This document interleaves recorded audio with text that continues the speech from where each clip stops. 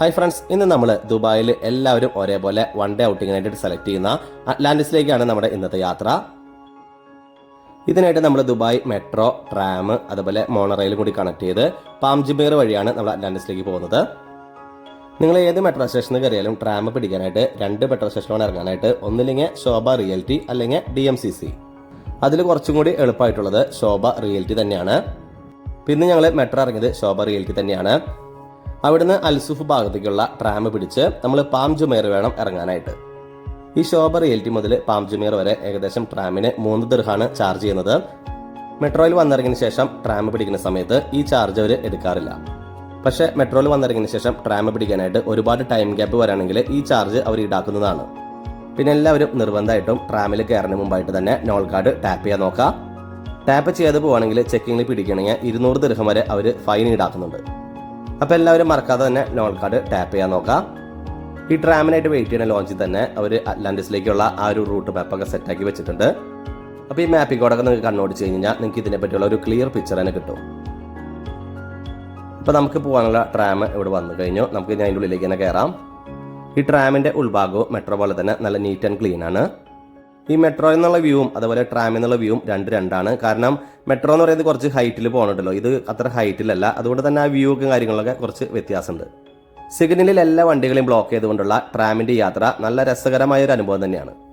പിന്നെ മറ്റൊരു പ്രത്യേകത എന്ന് പറയുന്നത് മെട്രോ ഓട്ടോമാറ്റിക് ആണ്. അതിൽ ഓടിക്കാനൊന്നും ആളുകളൊന്നുമില്ല. പക്ഷേ ഇതങ്ങനെയല്ല, ഇതിൽ ഓടിക്കാനായിട്ട് ഒരാളുണ്ട്. അത് നേരെ ഏറ്റവും ഫ്രണ്ടിൽ തന്നെ ഇരിക്കുന്നുണ്ട്. പിന്നെ ഓരോരോ സ്റ്റേഷൻ എത്തുന്ന സമയത്ത് മണിയടിച്ചാണ് ഇത് സ്റ്റോപ്പ് ചെയ്യുന്നത്. അത് കേൾക്കാൻ തന്നെ ഒരു പ്രത്യേക രസമാണ്. അപ്പോൾ നമ്മുടെ ട്രാം പാം ജുമേർ എത്തിയപ്പോൾ ഞങ്ങളിവിടെ ഇറങ്ങിയായിരുന്നു. ഇവിടെ ഇറങ്ങി കഴിയുമ്പോൾ തന്നെ മോണോറെയിൽ പിടിക്കാനുള്ള ഫൂട്ട് ബ്രിഡ്ജ് കാണാം. അപ്പോൾ അതിലേക്ക് നമുക്ക് വേണമെങ്കിൽ എസ്കലേറ്റർ വഴി കയറാം, അതല്ലെങ്കിൽ ലിഫ്റ്റും അവൈലബിൾ ആണ്. ഈ കാണുന്ന റൂട്ടിൽ തന്നെയാണ് നമ്മളിപ്പോൾ ട്രാം വഴി വന്നിരുന്നത്. അതിൻ്റെ തൊട്ടടുത്ത് തന്നെയാണ് ഈ മോണോറെയിൽ ഫുട് ബ്രിഡ്ജ്. ഈ മോണോറെയിൽ സ്റ്റേഷൻ വരെ ഇവിടുന്ന് ഒരു 5 മിനിറ്റ് നടക്കേണ്ടതായിട്ടുള്ള ദൂരമുണ്ട്.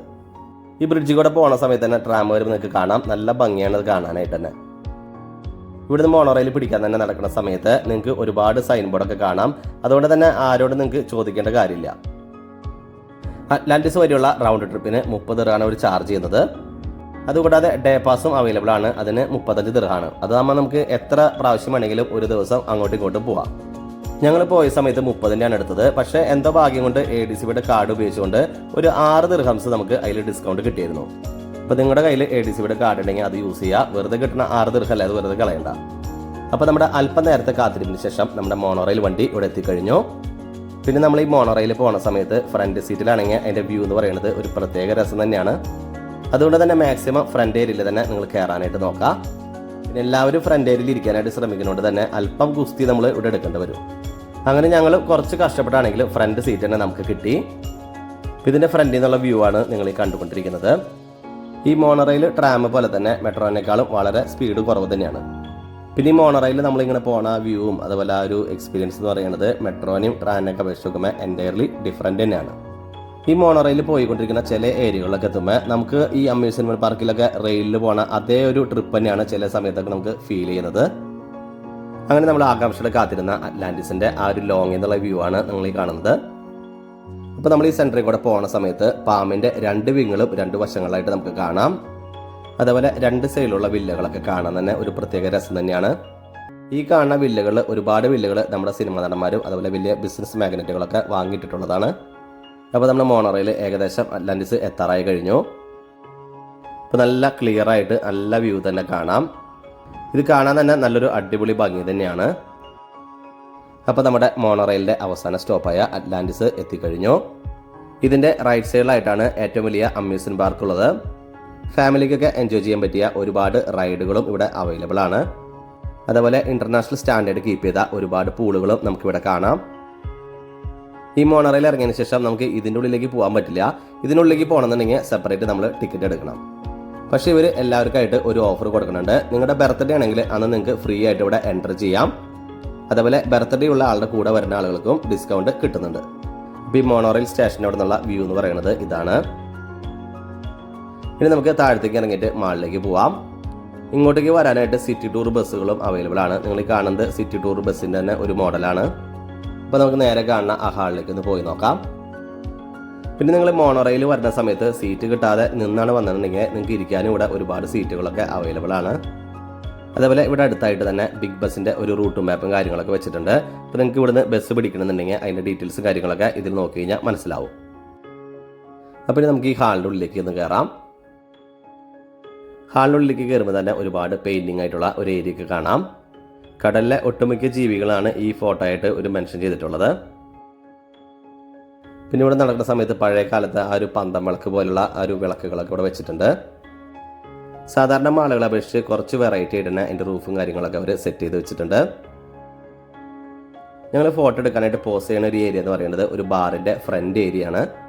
ഇതിൻ്റെ ഡോറൊക്കെ ഒറ്റ നോട്ടത്തിൽ കണ്ടു കഴിഞ്ഞാൽ ഒരു രാജകൊട്ടാരത്തിലെ ഡോറിൻ്റെ പോലെയൊക്കെ നമുക്ക് തോന്നും. അതുകൊണ്ട് തന്നെ ഒരുപാട് ആളുകൾ ഈ ഏരിയയിലൊക്കെ വന്നിട്ട് സെൽഫി എടുക്കുന്നുണ്ട്. അവിടെ നിന്ന് കുറച്ചുകൂടി നടന്നു കഴിയുമ്പോൾ നമുക്ക് ഈ ഹാളിൻ്റെ സെൻട്രൽ പോർഷൻ കാണാം. അവിടെ നമ്മൾ മുമ്പ് കണ്ട പോലെ തന്നെ നല്ലൊരു പെയിൻറ്റിംഗ് ആണ് അവിടെയും ചെയ്തിട്ടുള്ളത്. ഈ സെൻട്രൽ പോർഷൻ അവിടെ നിന്ന് ഒരു 3 വിങ് ആയിട്ട് പോകുന്നുണ്ട്. അതിൻ്റെ ഒരു ഏരിയയിൽ നോക്കി കഴിഞ്ഞാൽ നമുക്ക് അക്വേറിയം കാണാം. അപ്പോൾ നമുക്ക് ഇതിലേക്ക് പൈസ മുടക്കി കയറുകയാണെങ്കിൽ നമുക്ക് അക്വേറിയത്തിൽ ഒരുപാട് ഫിഷും കാര്യങ്ങളൊക്കെ നമുക്ക് കാണാം. ഇവിടെ നിന്ന് നേരെ സ്ട്രൈറ്റ് പോയി കഴിഞ്ഞാൽ കിഡ്സിൻ്റെ ഒരു സോണാണ്. ഇവിടെ വന്നു കഴിഞ്ഞാൽ കുട്ടികൾക്ക് ഒരുപാട് വീഡിയോ ഗെയിമും അതുപോലെ മറ്റുള്ള ആക്ടിവിറ്റീസൊക്കെ വേണമെങ്കിൽ ട്രൈ ചെയ്ത് നോക്കാം. കിഡ്സ് സോൺ ആണെങ്കിലും ഒരുപാട് ആളുകൾക്ക് കളിക്കാവുന്ന ബോളിംഗ് ഒക്കെ ഇവിടെ അവൈലബിൾ ആണ്. നിങ്ങൾ കാണുന്നത് ഈ ഹാളിൻ്റെ അടുത്തുണ്ടായിരുന്ന ഒരു ഹോട്ടലാണ്. അതിൻ്റെ ഇൻസൈഡാണ് നിങ്ങൾ കാണുന്നത്. വളരെ കളർഫുൾ ആയിട്ടാണ് ഇവിടെ ഓരോ സ്റ്റാച്യു അവർ സെറ്റ് ചെയ്തിട്ടുള്ളത്. എസ്പെഷ്യലി ഇതിൻ്റെ ലൈറ്റിങ്ങും വളരെ അടിപൊളി തന്നെയാണ് കാണാനായിട്ട്. പിന്നെ നമ്മളെ പോലുള്ള സാധാരണക്കാർക്കൊന്നും ഇവിടെ കയറാൻ പറ്റിയൊരു സെറ്റപ്പ് അല്ല. കാരണം ഇവിടുത്തെ ഫുഡും കാര്യങ്ങളൊക്കെ വളരെ എക്സ്പെൻസീവാണ്. പിന്നെ അവിടുന്ന് ലെഫ്റ്റിലേക്ക് പോകുമ്പോഴാണ് ഡോൾഫിൻ ഷോ ഒക്കെ ഉള്ളത്. ഈ ഡോൾഫിൻ ഷോ ഒന്നും ഫ്രീ അല്ല. അതൊക്കെ കാണാനായിട്ട് പ്രത്യേകം നമ്മൾ പൈസ കൊടുത്ത് ടിക്കറ്റ് എടുക്കണം. ഈ ഹാളിൻ്റെ റൈറ്റ് സൈഡിലേക്ക് പോകുകയാണെങ്കിൽ നമുക്ക് അത്യാവശ്യം ഫോട്ടോ ഒക്കെ പോസ്റ്റ് ചെയ്യാൻ പറ്റിയ ഒരു ഏരിയയൊക്കെ കാണാം. നല്ലൊരു പെയിൻറ്റിങ് കാര്യങ്ങളൊക്കെ അവരുടെ സെറ്റ് ചെയ്തിട്ടുണ്ട്. ഇത്രയുള്ള ഹാളിൻ്റെ ഉള്ളിൽ ഇനി നമുക്ക് ഇവിടുന്ന് പുറത്തിറങ്ങിയതിന് ശേഷം നമുക്ക് ആ ബീച്ച് സൈഡിലേക്ക് ഒന്ന് പോവാം. നമ്മൾ ബീച്ചിൻ്റെ ഏരിയയ്ക്ക് എത്താനായിട്ട് ഏകദേശം ഒരു 5 മിനിറ്റ് നമ്മൾ നടന്നാൽ മതി. അതേപോലെ ഒരുപാട് വണ്ടികളൊക്കെ അതിലേക്ക് പോകുന്നുണ്ട്. അപ്പോൾ നിങ്ങൾ ഈ റോഡൊക്കെ ക്രോസ് ചെയ്യുന്ന സമയത്ത് ഒന്ന് ശ്രദ്ധിക്കുക.